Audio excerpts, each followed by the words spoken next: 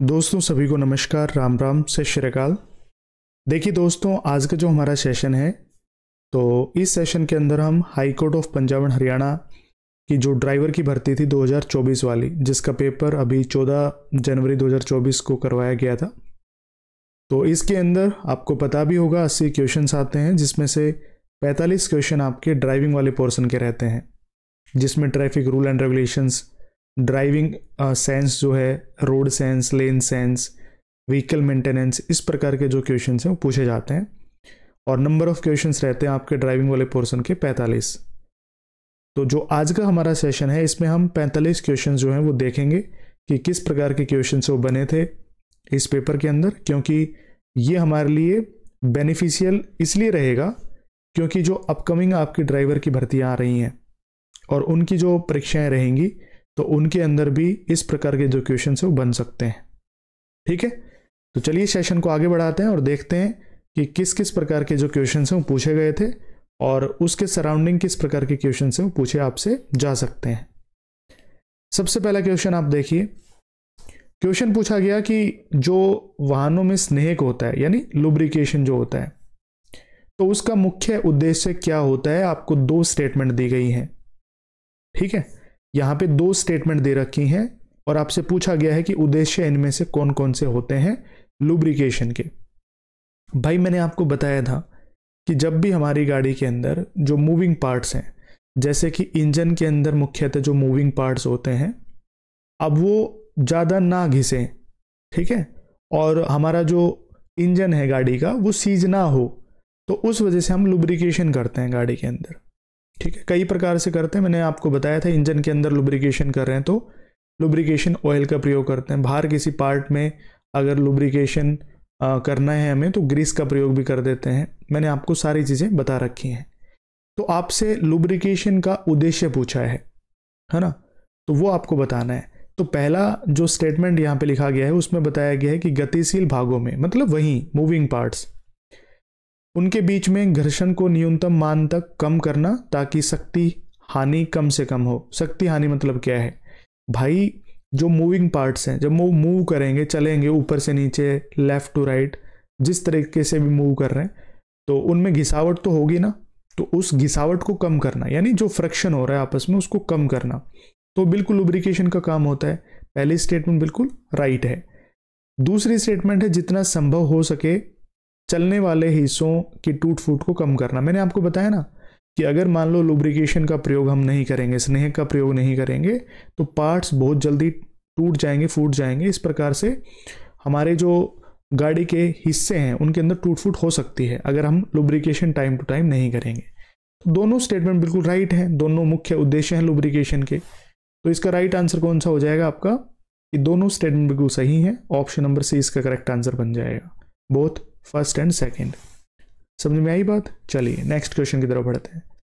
Questions में सिर्फ क्या है कि स्टेटमेंट दे रखी हैं। क्वेश्चंस बहुत ही ज़्यादा इजी हैं, आपको घुमा रखा है इस वजह से कि इसमें स्टेटमेंट दे दी, लेकिन स्टेटमेंट देख करके आपको घबराना नहीं है। क्वेश्चन में पूछा गया है क्लच के चालित अवयवों के संदर्भ में इनमें से कौन सा कथन जो है वो सही है। अब यहाँ पे फिर से दो स्टेटमेंट दे दी, पहली और दूसरी। भाई क्लच के चालित अवयवों का मतलब क्या है, regarding driver member of clutch की, यानी जो क्लच है ना जब वो चल रही है तो उसके पार्ट्स के बारे में बताना है। ठीक है, नहीं, क्लच के जो अवयव मतलब जो ड्राइवर मेंबर हैं, ड्राइवर मेंबर का मतलब क्या है कि उसके पार्ट्स हैं। तो पहला स्टेटमेंट है कि चालित अवयवों में एक डिस्क या प्लेट होती है जिसे क्लच प्लेट कहते हैं। बिल्कुल भाई, एक डिस्क होती है, प्लेट होती है, मैंने आपको बताया भी है ट्रांसमिशन सिस्टम में आपको पढ़ा रहा था उस टाइम पे भी, जो एंगेज और डिसएंगेज करने का काम करती है।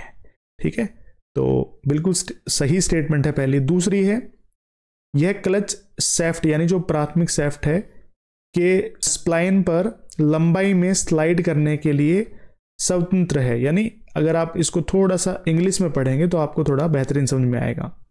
It is free to slide lengthwise on the splines of the clutch shaft, यानी जो प्राइमरी साफ्ट होती है उसके ऊपर फ्रीली ये घूमती है। अब देखो यहाँ पे अगर मैं बात कर रहा हूँ क्लच साफ्ट, तो ऑब्वियस सी बात है दोनों क्लच शाफ्ट भी और ये प्लेट भी दोनों पार्ट होते हैं हमारे क्लच के। तो अगर आपको सेकंड जो स्टेटमेंट है वो ढंग से समझ में नहीं आ रही है तो आप क्लच शाफ्ट यानी जो प्राथमिक या प्राइमरी शाफ्ट होती है उसके बारे में पढ़ो, सिंपल। और ये दोनों के दोनों पार्ट जो हैं वो हमारी क्लच के अंदर होते हैं। अगर हम पहली स्टेटमेंट में डिस्क की बात कर रहे थे, जो प्लेट होती है क्लच प्लेट, और ये जो क्लच शाफ्ट होती है, ये दोनों के दोनों पार्ट हमारे किसके हैं? क्लच के हैं। और ये क्या है? अवयव। मतलब क्या है भाई? ये ड्राइवर मेंबर है, मीन्स क्या है? क्लच के पार्ट्स हैं ये। समझ में आई? तो दोनों के दोनों स्टेटमेंट बिल्कुल सही हो जाएंगे। ऑप्शन नंबर इसका क्या हो जाएगा? पहला। ठीक है, चलिए नेक्स्ट क्वेश्चन है कि इनमें से किस स्थिति में फॉग लैंप का उपयोग किया जाता है? देखिए फॉग लैंप के बारे में मैंने आपको बताया था। फॉग लैंप कब यूज करते हैं? फॉग लैंप हम जब यूज करते हैं जब फॉग हो यानी कोहरा हो। ठीक है, तो ऑब्वियस सी बात है जब धुंध होगी फॉग लैंप का जो प्रयोग है वो करेंगे। फर्स्ट ऑप्शन इसका राइट आंसर वो बन जाएगा। ठीक है, when there is mist means धुंध हो, उस टाइम पे फॉग लैंप का प्रयोग हम करते हैं। और मैंने आपको बताया भी था कि गाड़ी के सबसे नीचे के हिस्से पे 2 लाइटें लगी रहती हैं छोटी छोटी, जिनको हम फॉग लाइट बोल देते हैं। ठीक है, और जब फॉग लाइट जो है हम ऑन कर लेते हैं, साथ साथ में कई बार हम हजार्ड वार्निंग लाइट का भी प्रयोग करते हैं। अब ये क्या होती हैं भाई? हजार्ड वार्निंग लाइट्स वो होती हैं जब हम गाड़ी को लेकर के जा रहे हैं और हमें कोई हजार्ड सिचुएशन वहाँ पे देखने को मिल गई, जैसे कि गाड़ी का टायर पंचर हो गया है ना, या गाड़ी खराब हो गई, रुक गई है, तो हम एक साथ में सारे के सारे जो इंडिकेटर वो ऑन कर देते हैं। डैशबोर्ड में एक ऐसा ट्राइंगल का एक साइन होता है, जैसे उसको प्रेस करते हैं सारे के सारे इंडिकेटर वो एक साथ जलने शुरू हो जाते हैं। तो वो क्या है? वो हजार्ड वार्निंग लाइट्स कहलाती है।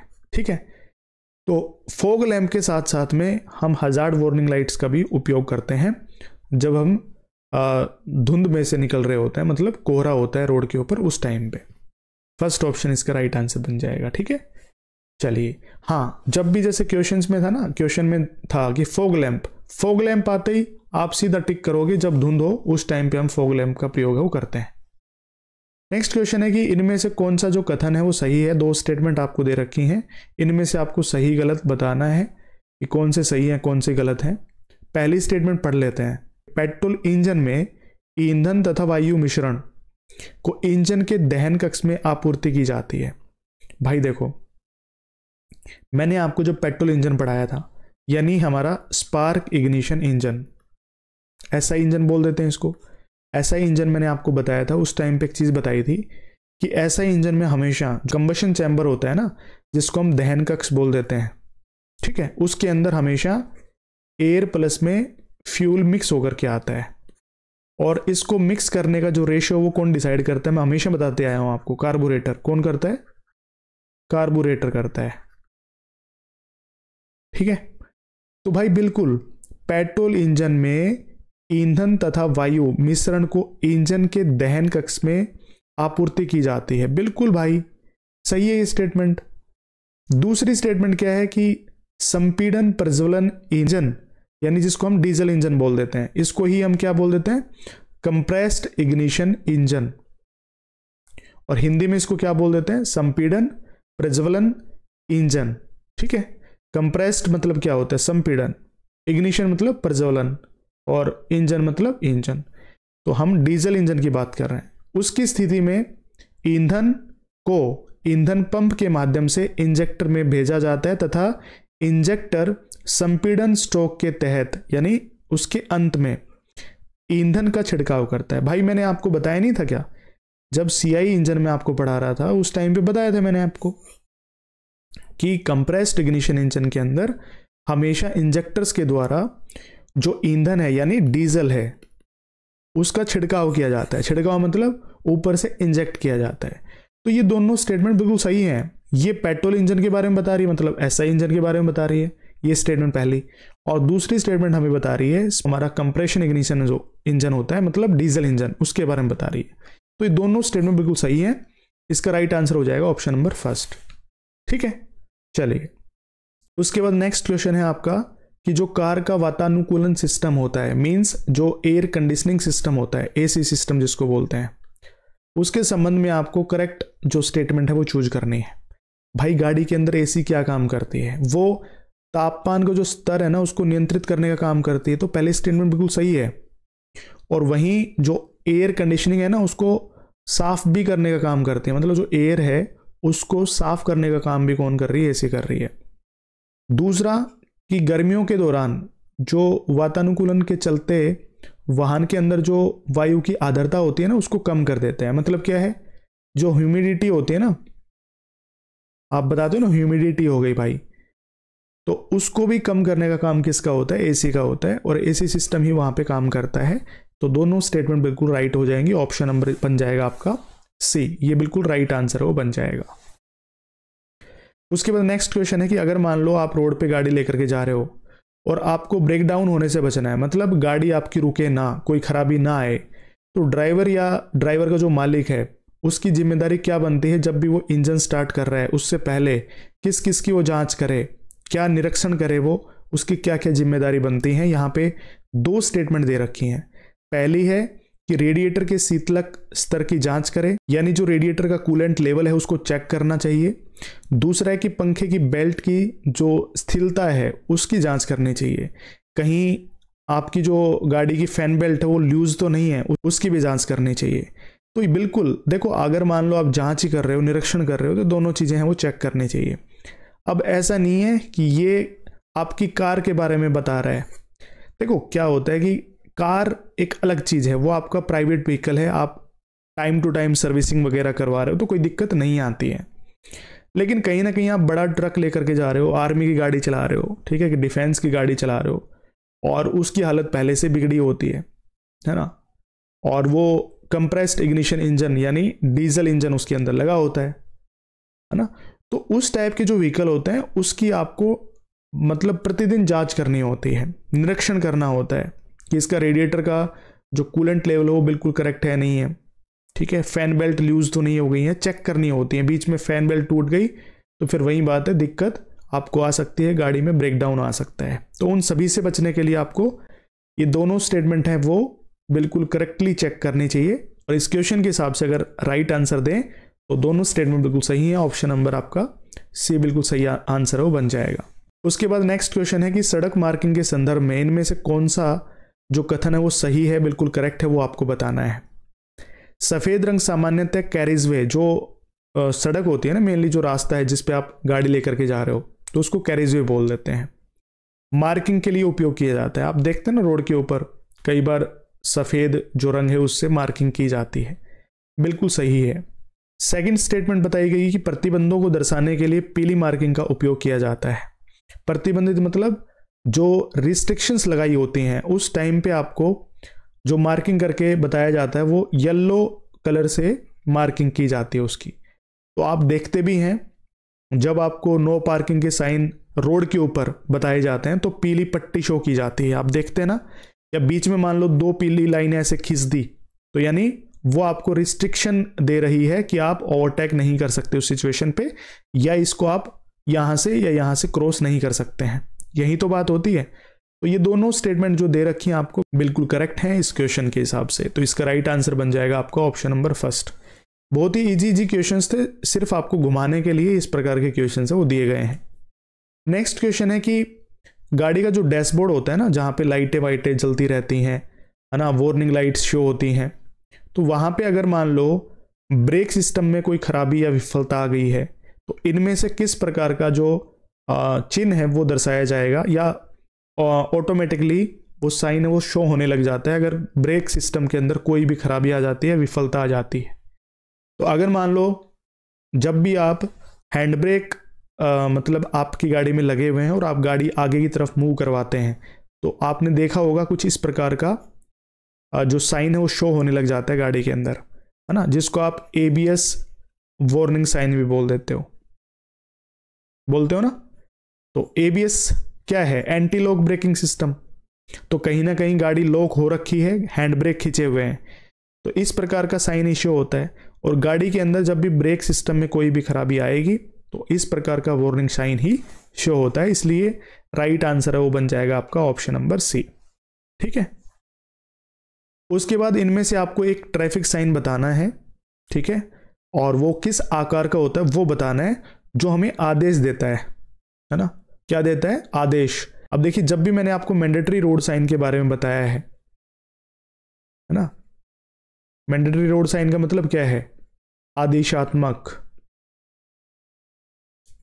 आदेशात्मक सड़क चिन्ह। अब वो जो ट्रैफिक साइन होते हैं वो हमेशा सर्कल के अंदर होते हैं, बताया था मैंने आपको, किसके अंदर होते हैं, गोले के अंदर होते हैं।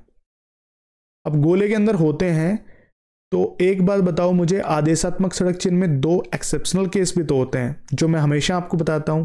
एक तो आपका स्टॉप का साइन है जो अष्टकोणीय होता है, ठीक है, और एक होता है आपका गिव वे का साइन जो होता है आपका उल्टी त्रिभुज। ये होते हैं एक्सेप्शनल केस, ये अपवाद हैं। इनको छोड़कर के सारे गोलाकार होते हैं, तो इसका राइट आंसर हो जाएगा आपका ऑप्शन नंबर डी। ठीक है, चलिए नेक्स्ट क्वेश्चन देखते हैं।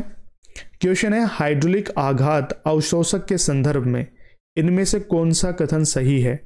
यानी हाइड्रोलिक शॉक अब्जॉर्बर, देखो शॉक अब्जॉर्बर का मतलब क्या है, ये कहीं ना कहीं जो आपकी गाड़ी का सस्पेंशन सिस्टम है उससे जुड़ा हुआ है। जैसे मान लो गाड़ी रोड के ऊपर चल रही है, आपको झटके कम लगते हैं, है ना, आप कंफर्टेबल फील करते हैं, किसकी वजह से, गाड़ी का सस्पेंशन सिस्टम बढ़िया है, जिसकी वजह से आपको झटके महसूस नहीं हो रहे हैं। ठीक है, तो यहां पे पूछा गया है कि हाइड्रोलिक जो आघात अवशोषक, मतलब जो हाइड्रोलिक शॉक एब्जॉर्बर है, उसके संदर्भ में कौन सी स्टेटमेंट यहां पे बिल्कुल सही है। यह एक यांत्रिक उपकरण है जिसे आघात आवेशों को अवशोषित करने के लिए डिजाइन किया गया है। बिल्कुल भाई, गाड़ी में झटके नहीं लगने चाहिए, बिल्कुल सही है स्टेटमेंट। सेकंड स्टेटमेंट है कि इस उपकरण का उपयोग सस्पेंशन स्प्रिंग को आरामदायक स्तर तक जांचने या डंपिंग करने के लिए किया जाता है। भाई बिल्कुल, जो सस्पेंशन स्प्रिंग होती है ना, वहां पे तो हाइड्रोलिक शॉक एब्जॉर्बर लगाए जाते हैं, तो ये भी बिल्कुल सही है ताकि झटके ना लगे, है ना। तो ये दोनों स्टेटमेंट बिल्कुल सही हो जाएंगे, ऑप्शन नंबर फर्स्ट आपका राइट आंसर हो बन जाएगा। ठीक है, चलिए नेक्स्ट क्वेश्चन है, किसी सड़क चिन्ह के प्रभावी होने के लिए निम्नलिखित में से कौन सी मूल आवश्यकता पूरी होनी चाहिए। भाई रोड के ऊपर आप सड़क चिन्ह देखते हैं, अब वो अफेक्टिव लगे थोड़ा सा, है ना, तो उसके लिए इनमें से आपको बताना है दोनों स्टेटमेंट्स में से कौन सी स्टेटमेंट बिल्कुल रिक्वायर्ड है। सबसे पहला है कि वह आवश्यकताओं को पूरा करे। भाई जो जरूरत है उसके हिसाब से लगाया जाए, बिल्कुल सही है। और ध्यान आकर्षित भी करे कि भाई अगर ट्रैफिक साइन लगाया गया है तो कम से कम वो दिखना भी तो चाहिए। अब ऐसा तो नहीं है कि आपका ध्यान ही ना जाए उसके ऊपर, तो ट्रैफिक साइन लगाए किस लिए जाते हैं कि आप अटेंशन दें उनके ऊपर, जो लगाए गए हैं ट्रैफिक साइन, आपका ध्यान उनके ऊपर आकर्षित हो, इसलिए ही तो लगाए जाते हैं। तो दोनों स्टेटमेंट बिल्कुल सही हो जाएंगे, ऑप्शन नंबर सी आपका राइट आंसर हो बन जाएगा। नेक्स्ट क्वेश्चन है कि इनमें से कौन सा टायर का कार्य नहीं है। आपको दो स्टेटमेंट दे रखी है, इनमें से आपको बताना है कि इनमें से टायर का कार्य कौन सा नहीं है। पहली स्टेटमेंट है कि वाहन का भार उठाने के लिए। भाई ये तो कार्य है ना, वाहन का भार जो है, जैसे अगर पुरानी बात करें तो पहले लकड़ी के टायर बने, है ना, और जैसे ट्रेन में बात करते हैं तो ट्रेन के जो मतलब पहिए लगे होते हैं आज भी लोहे के हैं, लेकिन गाड़ी के अंदर जो रिम के बाहर जो टायर लगा होता है वो कहीं ना कहीं जो गाड़ी का भार है उसको उठाने के लिए यूज होता है। ठीक है, तो पहली तो स्टेटमेंट बिल्कुल सही है इस क्वेश्चन के हिसाब से कि ये तो कार्य है ना। इसमें हमसे पूछा क्या गया है कि इनमें से कौन सा कार्य नहीं है। दूसरा जो आपको स्टेटमेंट दे रखा है यहाँ पे कि कंपन को कुछ हद तक बढ़ाने के लिए, ये कार्य नहीं है कि गाड़ी के अंदर अगर कंपन बढ़ाना है तो वो टायर का काम है, टायर का काम नहीं है। ठीक है, तो सेकंड जो स्टेटमेंट है वो बिल्कुल सही बन जाएगी, सेकंड स्टेटमेंट। पहली जो स्टेटमेंट है इसके ऑपोजिट है। अगर यहाँ पे ये पूछ लेता कि कौन सा टायर का कार्य है तो हम पहली स्टेटमेंट दे देते, लेकिन टायर का कार्य नहीं है, तो कंपन को कुछ हद तक बढ़ा देने का कार्य टायर का नहीं होता है, ये ध्यान रखना है। ठीक है, तो डी ऑप्शन आपका राइट आंसर हो बन जाएगा। नेक्स्ट क्वेश्चन है कि टायर घिसने का कारण निम्नलिखित में से कौन सा है। भाई अगर मान लो टायर घिस रहे हैं तो क्या कारण हो सकता है। एक तो आपका जो इनकरेक्ट इन्फ्लेशन यानी गलत सफीती। इन्फ्लेशन क्या होता है भाई, अगर मान लो आप गाड़ी के अंदर, ठीक है, जो टायर लगे हुए हैं उनमें हवा एक्स्ट्रा भर देंगे या कम भर देंगे तो इनकरेक्ट इन्फ्लेशन हुआ ना वो। या तो आप क्या कर रहे हो, ज़्यादा हवा भर रहे हो या फिर कम हवा भर रहे हो, तो देखो अगर मान लो ज़्यादा हवा भर दी तो हमेशा सेंटर से जो टायर है वो घिसने लग जाता है, और अगर टायरों के अंदर हवा कम है तो हमेशा किनारों से घिसने लग जाते हैं। तो टायर घिसने का कारण बना ना जो इनकरेक्ट इन्फ्लेशन है वो। तो ये भी सही है, फर्स्ट जो स्टेटमेंट है वो। दूसरा है कि अत्यधिक सड़क गति, अगर आप रोड के ऊपर एक्सेसिव स्पीड में जाएंगे तो भी टायर है वो घिसते हैं, क्योंकि टायर गर्म होंगे तो ऑब्वियस सी बात है फ्रिक्शन जो है वो ज़्यादा होगी। तो दोनों स्टेटमेंट है वो बिल्कुल सही बन जाएंगी, फर्स्ट ऑप्शन आपका राइट आंसर बन जाएगा। ठीक है, चलिए जी नेक्स्ट क्वेश्चन देखिए। खालिस्तान सामान्यतः दोहरी बिंदुओं से चिन्हित रेखा होती है जो जंक्शनों पर तिरछी चिन्हित होती है। देखिए आप देखते भी हैं रोड के ऊपर, जब भी रोड के ऊपर आपको, यानी जब जंक्शनों की बात होती है ना, यानी क्रॉस रोड, तो वहां पे हमेशा कुछ इस प्रकार से आपको लाइन देखने को मिलती है। ठीक है, अब वो किस प्रकार की होती हैं, वो हमेशा गिव वे वाली रेखा होती हैं, जिनको हम गिव वे लाइंस बोलते हैं। ठीक है, जब भी आपको दोहरी बिंदुओं से चिन्हित रेखा दिखे और वो तिरछी चिन्हित होती है, ठीक है, तिरछी का मतलब क्या है, थोड़ी सी टेढ़ी, कुछ इस प्रकार से दिखती है, तो हम देखते हैं ना कि गिव वे का साइन जो है वो उल्टी त्रिभुजी होती है।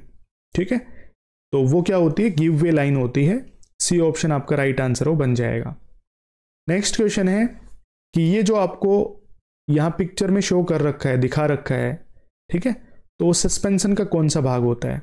देखिए जब भी आप गाड़ी में देखेंगे, आप मतलब हैवी व्हीकल्स के अंदर जनरली आप देखते हैं कुछ इस प्रकार से ये लीफ स्प्रिंग है वो लगी रहती है हमारे सस्पेंशन सिस्टम में, जो क्या करती हैं, जो झटके हैं उनको मतलब सवारी तक, जो पैसेंजर्स होते हैं वहां तक पहुंचने में मतलब कहीं ना कहीं कम कर देती हैं। ये एक तरीके से शॉक एब्जॉर्बर का काम करती हैं। ठीक है, तो डी ऑप्शन इसका राइट आंसर बन जाएगा। जब आप देखते हैं ना गाड़ियों के अंदर, तो इनको हम क्या बोलते हैं, लीफ स्प्रिंग बोल देते हैं। देखो यहाँ पे बताया भी गया है, अलग अलग पार्ट्स भी बताए गए हैं, तो आप देख लेना यहाँ से। ठीक है, चलिए अब देखो ये जो क्वेश्चन दे रखा है आपको, क्वेश्चन नंबर 16, डायरेक्टली इन्होंने क्या कर दिया, कॉपी पेस्ट कर दिया। सिर्फ मोटर व्हीकल एक्ट 1988 में डायरेक्टली लाइन लिख रखी है कि light motor means a transport vehicle or omnibus the gross vehicle weight of either of each or a motor car or tractor or road roller or unladen weight of any of each does not exceed. अब वो 7500 kilogram से अधिक नहीं होना चाहिए।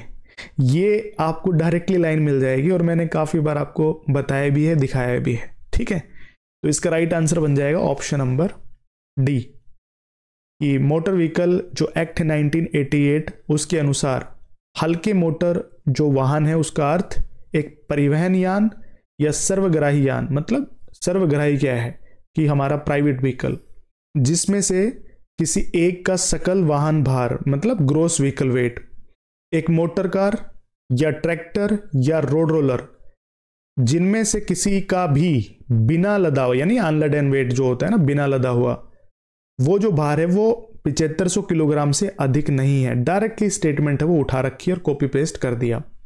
बाकी मैंने जो ग्रोस व्हीकल वेट्स हैं उनके ऊपर अलग अलग प्रकार से कितना क्या वेट होना चाहिए लाइट मोटर व्हीकल्स का, हैवी मोटर व्हीकल्स का, वो आपको बताया हुआ है डिटेल से। ठीक है, चलिए नेक्स्ट क्वेश्चन है कि ये जो ट्रैफिक साइन आपको दे रखा है इसका मतलब क्या है। बिल्कुल आसान सा ही है। जब आपको ऐसे डायरेक्टली, जैसे 5T का मतलब क्या होता है, टन, यानी 5 टन से ज्यादा के जो व्हीकल्स हैं आप यहां से लेकर के नहीं जा सकते, तो कहीं ना कहीं क्या बता रखा है, लोड लिमिट बता रखी है। ठीक है, यानी भार की जो सीमा है वो बता रखी है कि आप अपनी गाड़ी के ऊपर इतना लोड है वो लेकर के जा सकते हैं, इससे ज्यादा अधिक नहीं लेकर के जा सकते। ये सर्कल के अंदर है तो ये एक मैंडेटरी रोड साइन है। ठीक है, आदेशात्मक सड़क चिन्ह है, ये ध्यान रखना। ठीक, चलिए जी नेक्स्ट क्वेश्चन। अच्छा ये लेंथ लिमिट गलत हो गया, इसको यहां पे लोड लिमिट पे कर देना, बी ऑप्शन पे कर देना इसको, बाकी मैं पीडीएफ में करेक्ट कर दूंगा। उसके बाद देखिए ये जो ट्रैफिक पुलिस वाला आपको एक तरीके से हैंड सिग्नल दे रहा है। अब इसका मतलब क्या होता है जो आपको पिक्चर में शो कर रखा है। देखो एक तो आपको इसका लेफ्ट हैंड जो दिख रहा है, ये जो पुलिस वाला है इसका लेफ्ट हैंड ये वाला है, तो लेफ्ट हैंड यानी जो इसके पीछे से जो व्हीकल्स आ रहे हैं उनको रोकने के लिए बोल रहा है, और अपना दायां जो हाथ है यानी राइट हैंड वो बिल्कुल सामने वाले जो व्हीकल्स आ रहे हैं उनको रोकने के लिए बोल रहा है। तो आप यहां पे देख लो इसका राइट आंसर कौन सा बनेगा कि आगे तथा पीछे से एक साथ आ रहे वाहनों को रोकने के लिए जो है वो इस प्रकार का ट्रैफिक पुलिस वालों के द्वारा सिंबल है वो दिया जाता है, हैंड सिग्नल वो दिया जाता है। बी ऑप्शन इसका राइट आंसर वो बन जाएगा। उसके बाद है जिस सड़क पर फिसलन भरा सड़क चिन्ह दिखाई दे, है ना, आपको जैसे दिखाई देता है ना, गाड़ी जा रही है और टायरों से ऐसे ऐसे करके वो फिसलन भरा सड़क है वो ट्रायंगल के अंदर दिखाई देता है, आपको पता भी होगा। तो वहां पे इस प्रकार का ट्रैफिक साइन दिखाई दे रहा है, तो उस टाइम पे आपको क्या करना चाहिए? उसी गति से आगे बढ़ना चाहिए? भाई नहीं बढ़ना चाहिए, क्या पता आपकी स्पीड कितनी हो, तो यानी अपनी गाड़ी की जो स्पीड हो कम करनी चाहिए, ब्रेक लगाने चाहिए, है ना। तो ऑब्वियस सी बात है वहां पे आपको ब्रेक अप्लाई करने चाहिए, है ना। पहले से आपको दिख गया तो इसका मतलब क्या है कि आगे जो सड़क है वो फिसलन भरी है, उस टाइम पे आपको ब्रेक अप्लाई करने चाहिए। तो सिर्फ सेकंड जो स्टेटमेंट बिल्कुल सही हो जाएगी, फर्स्ट स्टेटमेंट गलत हो जाएगी कि सेम स्पीड से आपको जाना है। नहीं, ऐसा नहीं करना है। मान लो हो सकता है आपकी 80 किलोमीटर प्रति घंटा की स्पीड हो, तो उसी स्पीड से थोड़ी ना जाएंगे, तो इसलिए पहली स्टेटमेंट गलत हो जाएगी, सेकंड स्टेटमेंट राइट हो जाएगी। नेक्स्ट क्वेश्चन है कि मोटर यान अधिनियम 1988 के अनुसार, ठीक है, खालिस्तान का, यहां पे खालिस्तान आ जाएगा। खालिस्तान का अर्थ है कि परिवहन के उद्देश्य के लिए ड्राइवर के साथ जुड़ने के लिए एक यात्री के लिए एक डिजिटल मध्यस्थ या बाजार स्थान। अब यहां पे पूछा गया है, देखो मैंने आपको बताया भी था जब डेफिनेशंस करवा रहा था कि एग्रीग्रेटर क्या होता है। जैसे आप ओला, उबेर, ठीक है, और इसी प्रकार की और भी बहुत सारी जो आप कह सकते हैं मोबाइल एप्लीकेशन है, सॉफ्टवेयर है, जो एक बिचौलिया का काम करता है, उस बिचौलिए को ही हम क्या बोल देते हैं? एग्रीग्रेटर बोल देते हैं। जो मध्यस्थ लिखा हुआ है ना यहाँ पे, डिजिटल मध्यस्थ, अब ये क्या है? एग्रीग्रेटर है। भाई पैसेंजर और कार, इन दोनों, यानी देखो कार का मैं नाम नहीं लूंगा, यहां पे ड्राइवर लिखूंगा। भाई पैसेंजर और ड्राइवर, पैसेंजर को क्या चाहिए? कार चाहिए, यानी कार ड्राइवर चाहिए, और कार ड्राइवर को क्या चाहिए? पैसेंजर। सिंपल सी बात है, एक दूसरे के लिए, क्योंकि पैसेंजर को क्या चाहिए? भाई एक स्थान से दूसरे स्थान पे पहुंचना है। कार ड्राइवर अपना धंधा खोल के बैठा हुआ है, तो उसको पैसे चाहिए, ठीक है, वो सर्विस प्रोवाइडर है। लेकिन इन दोनों के बीच में, इन दोनों को मिलाएगा कौन? जो ये ओला, उबेर, जो डिजिटल मध्यस्थ का काम कर रही है, मतलब एग्रीग्रेटर है ये। और ये मैंने आपको डेफिनेशन में बताया भी था जब मोटर व्हीकल एक्ट करवाया था, स्टार्टिंग में आपको बताया था। तो इनको हम क्या बोल देते हैं? एग्रीग्रेटर बोल देते हैं। एक तरीके से डिजिटल मध्यस्थ का काम कर देते हैं, बिचौलिए का काम कर देते हैं, राइट। नेक्स्ट क्वेश्चन है कि मोटरयान ड्राइविंग विनियम 2017 के अनुसार सुरंग में प्रवेश के संदर्भ में निम्नलिखित में से कौन सा कथन सही है? दो स्टेटमेंट दे रखी हैं आपको, और बाकी देखो अभी भी यही जो रूल है वो लागू होता है। 2017 नहीं, पहले भी आपको इन चीज़ों के बारे में तो नॉलेज होगी, लेकिन उसके बाद से इसको एक विनियम के रूप में जाना जाता है 2017 के बाद में, कि सुरंग में प्रवेश करने से पहले ड्राइवर को बुझी हुई लाइटें चालू करनी होगी। मतलब क्या है कि लो बीम जो लाइट है वो ऑन करनी होगी, हाई बीम से लो बीम पे चले गए आप, ठीक है। उसके बाद कोई भी ड्राइवर सुरंग के अंदर ओवरटेक नहीं करेगा और यू टर्न नहीं लेगा और पीछे की और गाड़ी नहीं चलाएगा, यानी रिवर्स में गाड़ी नहीं चलाएगा। तो ये दोनों स्टेटमेंट बिल्कुल सही है, ठीक है, और ये विनियम बनाए जा चुके हैं, मैंने आपको बताया भी है। अगर आपने CMVR वाली वीडियो देखी है तो उसमें डिटेल से सारी चीजें बताई हैं आपको, ठीक है। तो डी ऑप्शन इसका राइट आंसर बन जाएगा, दोनों स्टेटमेंट बिल्कुल सही है। नेक्स्ट क्वेश्चन है कि सभी खालिस्तान सड़क चिन्ह लाल रंग के होते हैं। अब इनमें से कौन से जो सड़क चिन्ह है वो लाल रंग के होते हैं? जो ट्रायंगुलर होते हैं या फिर रेक्टेंगल होते हैं, हाइपरबोलिक होते हैं, सर्कुलर होते हैं। देखो जब आप आपके ट्रायंगल वाले यानी वार्निंग साइन देखते हैं, वार्निंग या जिसको हम कॉशनरी साइन भी बोल देते हैं, अब इनको हम बोल देते हैं चेतावनी चिन्ह, चेतावनी, या इसको हम क्या बोल देते हैं? सचेतक, ठीक है। ये जो ट्रैफिक साइन होते हैं ये होते हैं ट्रायंगल के अंदर, और ये सारे के सारे रेड कलर के होते हैं। आपने देखा भी होगा प्योरली किसका होता है? ये रेड कलर का होता है। फिर आप बोलोगे सर नहीं, हम जो सर्कुलर के अंदर देखते हैं वो भी रेड होते हैं। देखो इसमें डिफरेंस होता है, क्योंकि आप सर्कुलर में देखना सारे के सारे रेड कलर के नहीं होते हैं। क्यों? क्योंकि इसमें आप अगर देखो मैंडेटरी रोड साइन में आपको पढ़ा रहा था ना, तो इसमें मैंने आपको कंपलसरी रोड साइन बताए थे। कंपलसरी यानी अनिवार्यता जहां पे आ जाएगी तो वहां पे सर्कल के अंदर जो बैकग्राउंड है ना वो हमेशा किस कलर का मिलेगा, ब्लू कलर का।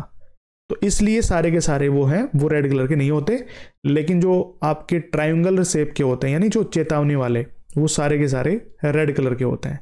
समझ में आई बात? तो इसी प्रकार से आपको कंफ्यूज किया जाता है क्वेश्चंस के अंदर, लेकिन आपको कंफ्यूज नहीं होना है क्योंकि you are my students, right. इसका डी ऑप्शन नहीं बनेगा, ये तो मैंने आपको सिर्फ बताया है, ठीक है। इसका राइट आंसर बनेगा ऑप्शन नंबर फर्स्ट, ठीक। चलिए भाई नेक्स्ट क्वेश्चन की तरफ बढ़ते हैं। क्वेश्चन में पूछा गया है सड़क दुर्घटना पीड़ितों के संदर्भ में आघात के बाद जो पहला घंटा होता है उसे क्या बोला जाता है। मैंने आपको हमेशा बताया है स्वर्णिम घंटा बोला जाता है, गोल्डन आवर, ठीक है। क्या बोला जाता है? गोल्डन आवर, क्योंकि एक प्रीसियस टाइम होता है किसी भी एक्सीडेंटल पर्सन के लिए कि भाई उसका एक्सीडेंट हुआ है, तो जैसे एक्सीडेंट हुआ है वो मतलब आप कह सकते हैं चोटिल हो चुका है, अब उसका जो नेक्स्ट पीरियड शुरू होगा 1 घंटे तक का, वो उसके लिए बहुत प्रीसियस है क्योंकि उसमें जान बच भी सकती है और जा भी सकती है, ठीक है। तो इसका राइट आंसर बनेगा आपका ऑप्शन नंबर सी, स्वर्णिम घंटा यानी गोल्डन आवर बोला जाता है इस टाइम पीरियड को, ये आपको ध्यान रखना है। उसके बाद देखिए यहाँ पे जो ड्राइवर है, ये ड्राइवर सीट पे बैठ करके और हाथ का इशारा दे रहा है, हाथ का संकेत वो कर रहा है, हैंड सिग्नल। और ये क्या दर्शा रहा है? ये हाथ ऊपर से नीचे की तरफ मतलब स्लो डाउन करने की कोशिश कर रहा है। ये मैंने आपको जो आपका हैंड सिग्नल वाली वीडियो थी उसमें बताई भी थी सारी चीज़ें, ठीक है। तो डी ऑप्शन इसका राइट आंसर बन जाएगा। मेरा इरादा धीमा करने का है, रुक नहीं रहा हूं मैं सिर्फ स्लो डाउन करना चाह रहा हूं। तो डी ऑप्शन आपका राइट आंसर वो बन जाएगा, ठीक है। नेक्स्ट क्वेश्चन है सड़क परिवहन तथा राजमार्ग मंत्रालय ने यानी मोर्थ ने, ministry of road transport and highways ने वाहन VAHAN जो वाहन नामक जो सॉफ्टवेयर विकसित किया है जिसका उपयोग खालिस्तान के लिए किया जाता है। तो वाहन आपको कहीं पे मिल जाए तो आप डायरेक्टली आंसर कर देना कि ये गाड़ी की जो RC है उससे संबंधित है, ठीक है, रजिस्ट्रेशन सर्टिफिकेट से। लेकिन एक और है सारथी जो जुड़ा हुआ आपका ड्राइविंग लाइसेंस से, ठीक है, ठीक है ना। तो दोनों चीजों के बारे में आपको ध्यान रखना है। वाहन पूछा जाए तो वाहन का जो रजिस्ट्रेशन सर्टिफिकेट है उससे जुड़ा हुआ है, सारथी पूछे आपसे तो ड्राइविंग लाइसेंस है यानी DL से, ठीक है। दोनों ध्यान रखना। इसका राइट आंसर बनेगा ऑप्शन नंबर बी।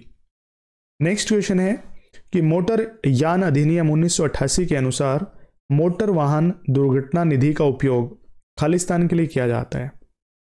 देखिए जो मोटर वाहन दुर्घटना निधि है मतलब उस टाइम पे जिस टाइम पे किसी की गाड़ी एक्सीडेंट हुई है और अगर उसे एक्सीडेंटल क्लेम देना है तो जो एक्सीडेंट फंड है वो किसके लिए प्रयोग में लाया जाता है। तो यहाँ पे 2 स्टेटमेंट आपको दे रखी हैं, इनमें से आपको बताना है किसके लिए यूज किया जाता है।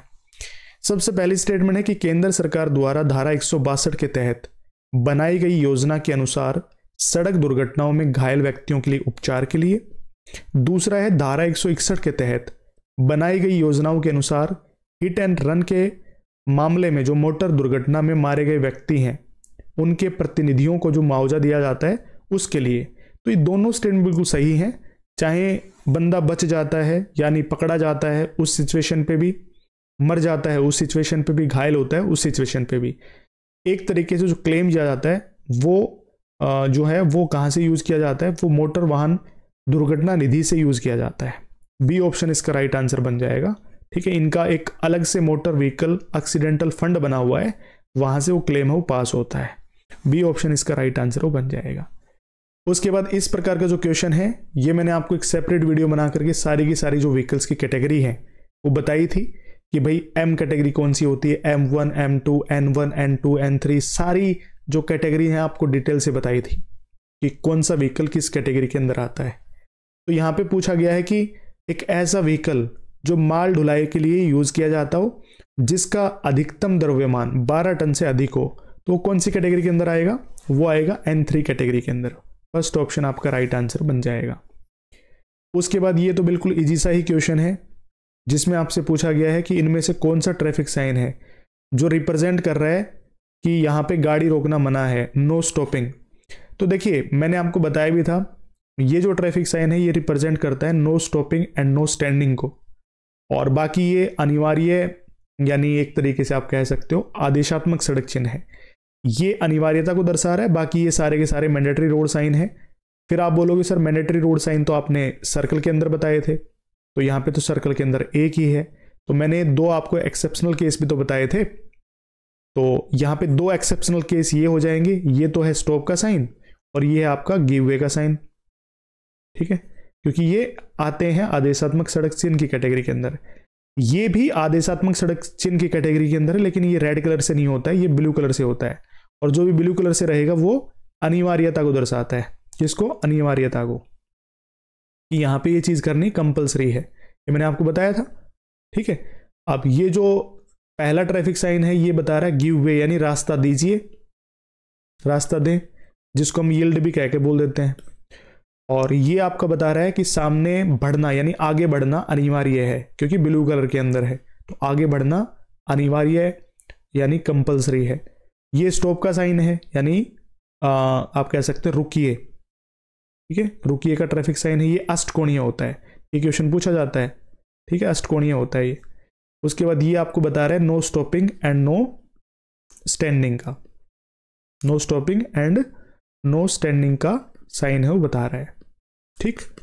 चलिए नेक्स्ट क्वेश्चन की तरफ बढ़ते हैं। उसके बाद नेक्स्ट क्वेश्चन है कि इंजन का अच्छा कार्यशील तापमान प्राप्त होने तक जल के प्रवाह को प्रतिबंधित करने के लिए इनमें से कौन सा एक नामक उपकरण है जो जल के परिसंचरण प्रणाली में फिट किया जाता है। देखो रेडिएटर, अब ये जो क्वेश्चन है ये आपका जुड़ा हुआ है कूलिंग सिस्टम से, ठीक है, कूलिंग सिस्टम से जुड़ा हुआ क्वेश्चन है। काफी बार मैंने प्रैक्टिस क्वेश्चंस में करवाया भी है क्वेश्चन। देखिए क्या होता है कि वाटर जैकेट जो है उसके अंदर कूलेंट यानी पानी घूमता रहता है। जो इंजन जो है जिसकी गर्मी को एब्जॉर्ब कर रहा पानी है, वो सारा का सारा एब्जॉर्ब कौन कर रहा है? कूलेंट कर रहा है, मतलब पानी कर रहा है। फिर वो सारा का सारा जो पानी है जो गर्म हुआ है वो कहाँ पे आ जाता है? रेडिएटर के अंदर। तो वाटर जैकेट से और रेडिएटर के बीच में लगा होता है थर्मोस्टेट वाल्व। अब वो क्या करता है? वो पहचानता है कि कितना पानी गर्म हुआ या ठंडा है। अगर पानी ठंडा ही है, जैसे सर्दियों में पानी ठंडा रहता है, जल्दी से गर्म नहीं होता, तो वो पानी को रेडिएटर के अंदर नहीं भेजता, वो वहीं पे रखता है, वहीं पे घुमाता रहता है उसको। जो थर्मोस्टेट वाल्व है वो जब ओपन होता है, जब पानी का जो टेम्परेचर वो बढ़ जाता है, तो ऑटोमेटिकली वो क्या हो जाता है? ओपन हो जाता है, जिसके कारण पानी सारा का सारा किस में आ जाता है? रेडिएटर के अपर टैंक में आ जाता है। फिर रेडिएटर में नीचे की तरफ आएगा ना, जैसे पानी पड़ेगा, तो फैन जो है पूरे गर्म पानी को ठंडा कर देता है और फिर वो रेडिएटर के लोअर टैंक में सारा का सारा ठंडा पानी चला जाता है। इस तरीके से तो मैंने आपको बताया था कूलिंग सिस्टम के अंदर। तो यहाँ पे जो टेम्परेचर के ऊपर बात आ रही है ना, वो कौन करता है? वो आपका थर्मोस्टेट वाल्व करता है। ये इसकी का काम होता है, ये कि पानी का टेम्परेचर उसको पहचानना कि भाई अब इतना गर्म हुआ है, इतना नहीं। अगर ठंडा है पानी और वाटर जैकेट से पानी आ रहा है तो रेडिएटर के अंदर भेजता ही नहीं, वो वापस दोबारा से वाटर जैकेट के अंदर पानी भेज देता है, जो घूम फिर के आता है।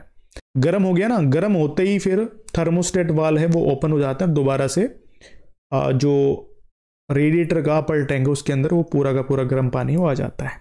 ठीक है, चलिए, तो इसका राइट आंसर बन जाएगा आपका ऑप्शन नंबर डी। उसके बाद नेक्स्ट क्वेश्चन है, किसी वाहन में जल शीतलन प्रणाली का निम्नलिखित में से कौन सा लाभ नहीं है। अब यहां पे पूछा गया है कि इनमें से कौन सा एक एडवांटेज नहीं है, किसका? वाटर कूलिंग सिस्टम का, है ना। एयर कूलिंग सिस्टम की बात नहीं हो रही है, यहां पे बात हो रही है वाटर कूलिंग सिस्टम की।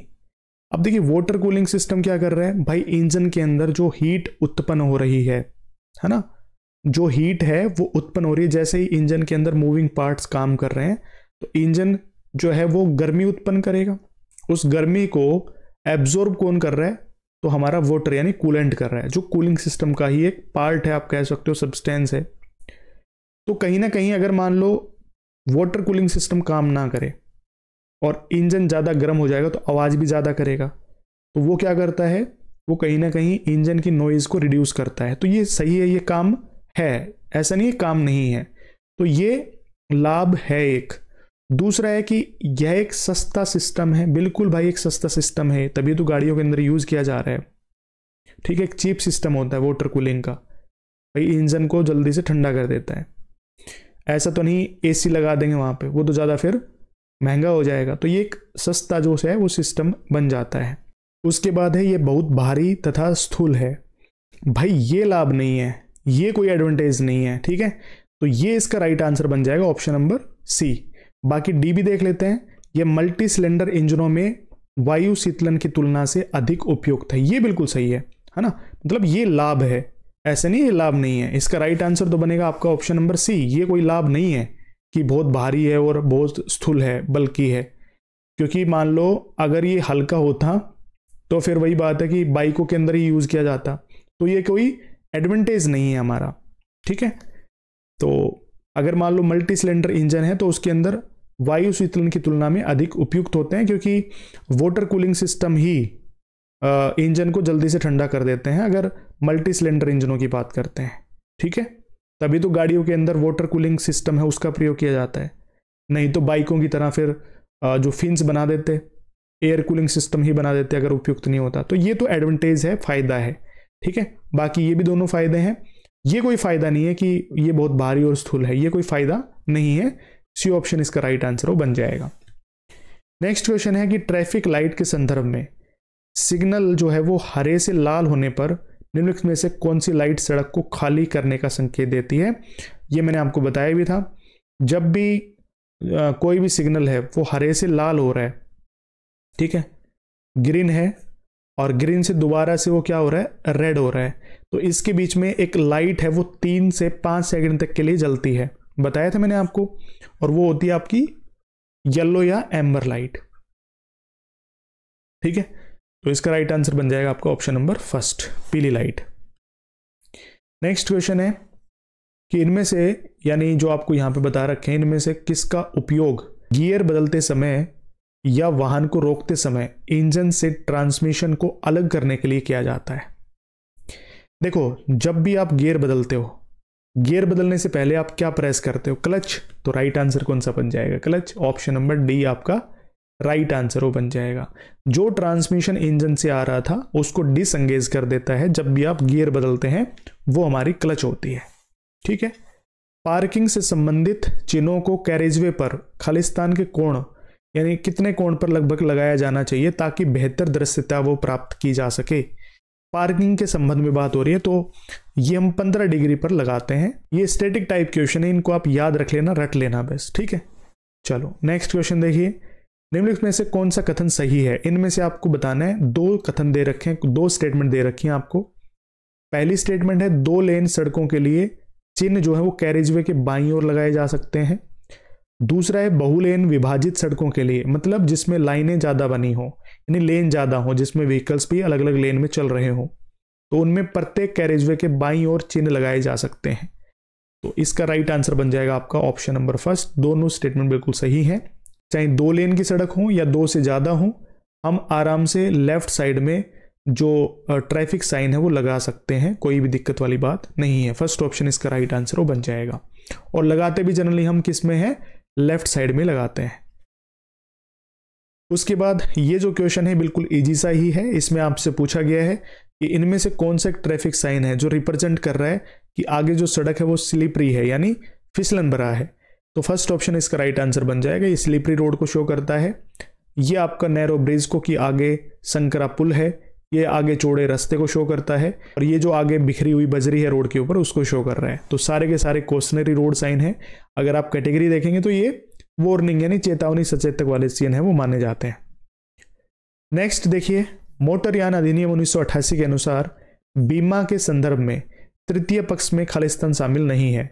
इसमें शामिल कौन सा नहीं है बताइए। तो इसमें परिवहन यान निर्माण कंपनी जो है ना, जिसने जो व्हीकल है उसका मैन्युफैक्चरिंग किया है, वो कंपनी है, वो इंक्लूड नहीं होती। बाकी अगर मैं बात कर रहा हूँ परिवहन यान या कोई अन्य सहकर्मी है, वो इंक्लूड होता है, सरकार भी इंक्लूड होती है और ड्राइवर भी, ये तीनों इंक्लूड होते हैं अगर मैं तृतीय यानी थर्ड पार्टी इंश्योरेंस की बात करता हूँ।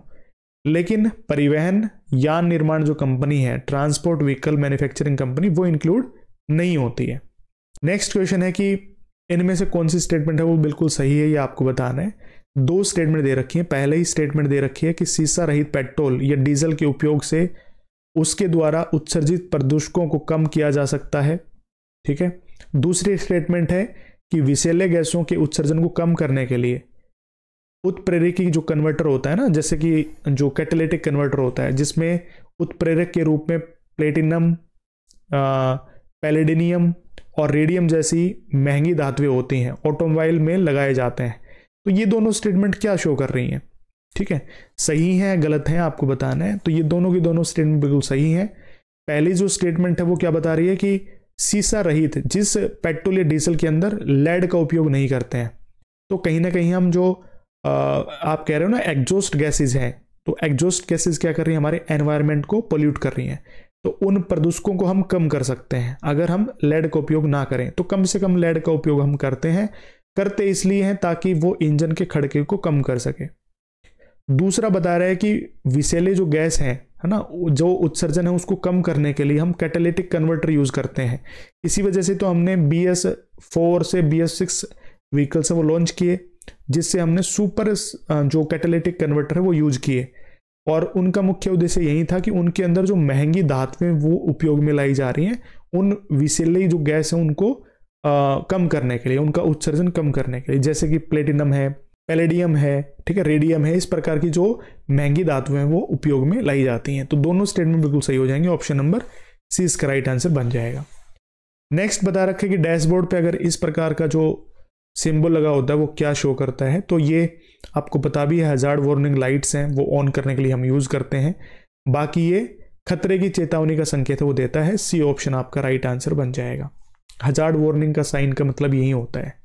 मोटर वाहन अधिनियम 1988 के अनुसार इनमें से आपको बताना है कौन सा राज्य या क्षेत्रीय यान अधिकारियों द्वारा परिवहन यानों के परमिट के लिए शर्तें निर्धारित कर सकता है या किसी भी क्षेत्र या मार्ग में ऐसे वाहनों के उपयोग को निषेध या प्रतिबंध कर सकता है। तो ये पावर किसके पास होती है? ये पावर होती है आपकी स्टेट गवर्नमेंट के पास। परमिट वगैरह जारी करने, है ना, या किसी को निषेध या प्रतिबंधित करना, ये सारे के सारे काम किसके होते हैं? स्टेट गवर्नमेंट के होते हैं। ठीक है, चलिए नेक्स्ट क्वेश्चन देखिए। क्वेश्चन नंबर 40 हमारा है कि स्थायी ड्राइविंग लाइसेंस के लिए आवेदन करते समय निम्नलिखित में से किस दस्तावेज की आवश्यकता है वो होती है? अब परमानेंट ड्राइविंग लाइसेंस आप बनवा रहे हो, लेकिन यहां पे लिख नहीं रखा किस प्रकार का बनवा रहे हो। चलो देखते हैं हम स्टेटमेंट। पहली स्टेटमेंट है एप्लीकेशन इन फॉर्म नंबर 4, दूसरी स्टेटमेंट है form number 5 in case of commercial licence. अब देखिए, अगर आपको परमानेंट ड्राइविंग लाइसेंस बनवाना है, लेकिन आपको बनवाना है IDP यानी इंटरनेशनल ड्राइविंग परमिट, तो उसके लिए फॉर्म नंबर 4 की जरूरत पड़ती है। तो कोई दिक्कत नहीं है, पहली स्टेटमेंट बिल्कुल सही है। दूसरी स्टेटमेंट में कह रहा है form number 5 in case of commercial vehicle, अगर मान लो आपको HMV ड्राइविंग लाइसेंस बनवाना है, वो परमानेंट ही है ना, या मतलब इसी को हम क्या बोल देते हैं? ट्रांसपोर्ट व्हीकल के लिए लाइसेंस, इसी को ही हम क्या बोल देते हैं? Commercial vehicle licence. ठीक है, तो ये जो ड्राइविंग लाइसेंस बनवाते हैं आप, तो उसके लिए फॉर्म नंबर 5 क्यों दिया गया है? मान लो आपने LMV लाइसेंस बनवा रखा है, तो जब तक वो 1 साल पुराना नहीं हो जाता, आप कमर्शियल व्हीकल्स का जो लाइसेंस बनवाने के लिए अप्लाई नहीं कर पाएंगे। 1 साल पुराना होगा तभी आप अप्लाई कर पाएंगे। तो फॉर्म नंबर 5 क्या कहता है? भाई आप किसी भी ड्राइविंग स्कूल से जो रजिस्टर्ड हो, है ना, अथोराइज्ड ड्राइविंग जो स्कूल चल रहा है, वहां से अगर 1 साल का आप एक्सपीरियंस शो कर देते हो ड्राइविंग का कि भाई इस बंदे को गाड़ी चलानी आती है, तो आप फॉर्म नंबर 5 उस पर लिखवा लाओ, रजिस्टर्ड जो ड्राइविंग स्कूल है, हम आपका HMV लाइसेंस है वो बनाने के लिए आपको अलाउ कर देंगे। तो ये स्टेटमेंट भी बिल्कुल सही हो जाती है। दोनों स्टेटमेंट बिल्कुल सही है, ऑप्शन नंबर बी इसका राइट आंसर वो बन जाएगा। नेक्स्ट क्वेश्चन है रुकिए तथा रास्ता दीजिए सड़क चिन्ह क्रम से किस और किस आकार के होते हैं? रुकिए अष्टकोणीय होता है, ठीक है, और रास्ता दीजिए ये होता है आपका ट्रायंगल वाला यानी उल्टा त्रिभुज। तो बी ऑप्शन राइट आंसर बन जाएगा। पहले में अष्टकोणीय आ जाएगा, यहाँ पे यह अष्टकोणीय आ जाएगा और यहाँ पे आ जाएगा त्रिकोणीय। ठीक है, तो बी ऑप्शन आपका राइट आंसर वो बन जाएगा। नेक्स्ट है ट्रांसमिशन सिस्टम के संदर्भ में निम्नलिखित में से कौन सा सही नहीं है? ठीक है, इनमें से आपको बताना है। अब देखिए, जब भी ट्रांसमिशन सिस्टम की बात करते हैं तो उसमें हमें पता है कि इंजन से ट्रांसमिशन यानी पावर जनरेट होकर के आ रही है और वो जा रही है हमारी पहियों तक। ठीक है, उसके बीच में जितने भी पार्ट्स हैं वो यूज हो रहे हैं, तो वो हमारे ट्रांसमिशन सिस्टम के पार्ट बन गए। तो इसमें कौन सी स्टेटमेंट सही नहीं है? तो यहाँ पे अगर आप पढ़ोगे, सी स्टेटमेंट बिल्कुल गलत है। क्या गलत है इसमें?